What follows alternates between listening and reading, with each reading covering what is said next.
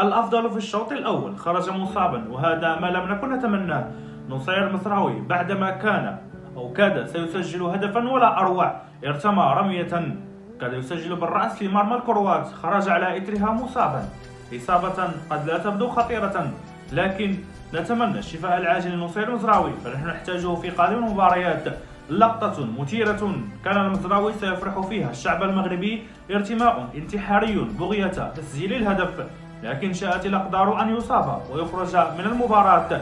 نصير مزراوي كان الأفضل في المباراة في الشوط الأول، قدم أداء دفاعيا وهجوميا ولا أروع. نصير مزراوي خرج من المباراة مصابا، نتمنى له الشفاء العاجل، ولا نتمنى أن يصاب أي لاعب آخر.